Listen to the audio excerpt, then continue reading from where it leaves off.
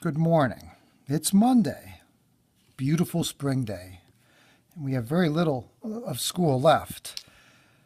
I was thinking about what we should be doing, and I thought maybe we'd work on faces a little bit. Some portrait drawing, some drawing of facial features. And we're going to start today by dealing with eyeballs. Now, we've already done this a little bit. Some of you have already done this before, but it's like anything else in this world. The more you do it, the better you get at it. Now, when you think of an eyeball, you don't want to think of something that looks like this. Okay, that's close. It's not exactly right. An eyeball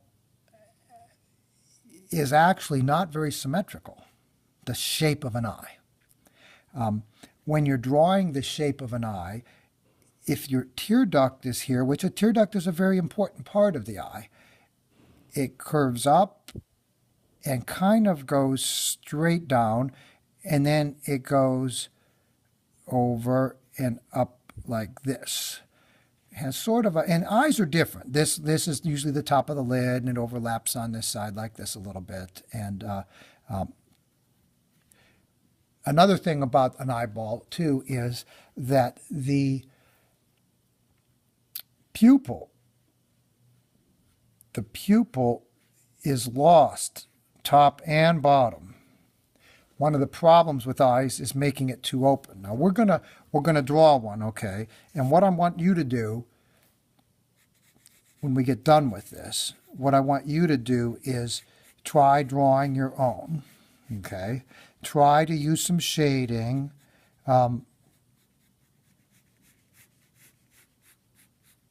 This usually hits at a 90-degree angle right here, generally speaking. There's a curve here, and kind of straight, curve, and kind of straight. It can come down a little bit lower. I hope my pencil is dark enough. We're gonna work on getting it a little bit darker. The tear duct has something happening in it, and a lot of people forget about tear ducts, but they go in toward the center part, which is where your nose is here. Now, the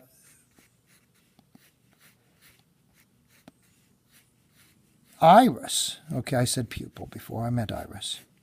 The iris is that part of your eye that has color.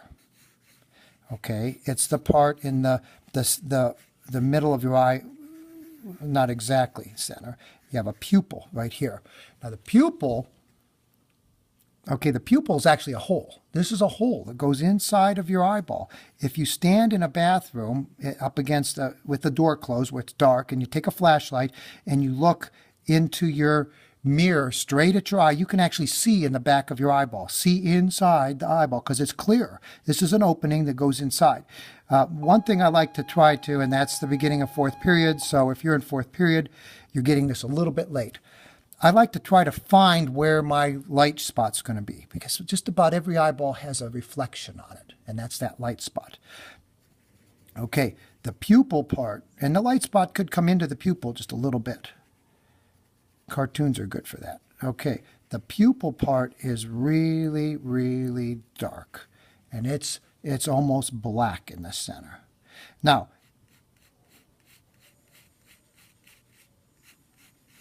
your iris generally is darker toward the outside and lighter toward the inside. So I like to try to use a little bit of shading, maybe some line work to create the darkness. I also sometimes run little lines in like this that get thicker and more. Your eyeball does have some line work in it. If you look straight at it in the mirror or in your iPad, you can see it, but it does have some kind of a radial type thing that's kind of like the spokes of a bicycle. Don't forget, this should relatively be centered, and it goes up above the eyelid and below the bottom eyelid. So you want to kind of feel that out. You also want to try to keep this centered too. I notice mine's a little bit off. See, there's wider here and here. Could be looking off to one side. I'm going to enlarge this a little bit more. We don't want to make the pupil too terribly big, but we do want to make it very, very dark. Now, your eyelid on the top has a line generally that hits about where the eyeball sits. The eyeball is like a huge golf ball just stuck in its socket. And there's generally a little bit of a line work down here underneath the eyelid. And you can look to see how that is as we start getting into more detail. The edge of the eyeball, the edge of the eyelid, has a little bit of a lip on it. You can usually see that light flat part of the eyelid that's sitting right there. Now, eyelashes. Let's talk about, okay, before we talk eyelashes, let's talk blending. Okay. I like to use a blending stick and try to make sure it's darker toward the outside and lighter toward the inside. Little bit of shading here on the eyeball, little bit of a shading here on the eyeball. Generally speaking, your skin is going to be darker than the white of your eye, so if you'll tone this in just a little bit, it makes your eyeball look brighter. All right, fourth period has officially begun, so I'm on the race to get this together. Okay, so we want to really kind of darken this up here. This is not an ebony pencil. You'll have better luck with an ebony pencil when you're doing this. Okay. Sometimes this, and if you look up on the wall, there's a picture of a lady's face, and there's a huge eye on there, and you can see that this turns kind of red sometimes. Sometimes your tear duct is sort of red. Okay, and we could go on and form a nose and all that too, but we're not dealing with that right now. Now your eyelashes go away from the nose. They go out this way, away from the nose, and they generally curve up and out like this, and they get a little bit fuller down here. You don't want to overdo those eyelashes, but there are bunches of them, and then these are little guys that lay right off of this edge, and there's not much to them. Your bottom ones, there's not much to them. What I want you to do today is practice and draw an eyeball or two in your tablet or on this paper in there. Probably the ebony pencil is better, but if you want to use a regular pencil, you can.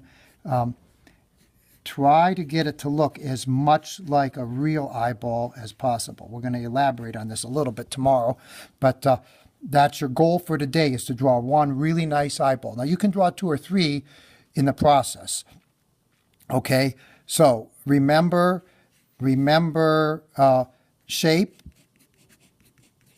It's not really like a football shape. It has a little bit of a change out, and you can study eyes to look at that. Remember to make your iris round,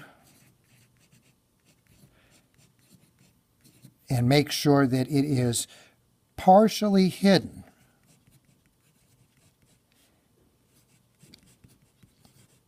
The only time your eyes are completely, where you see white, completely rounded, is when you're bug-eyed, like you stuck your finger in a socket. We don't normally want people to look like that. So it does kind of cover it a little bit on the top. Remember that your pupil is very dark, usually black. Okay. Remember the spot of light that is reflected on the shininess of that glassy eyeball.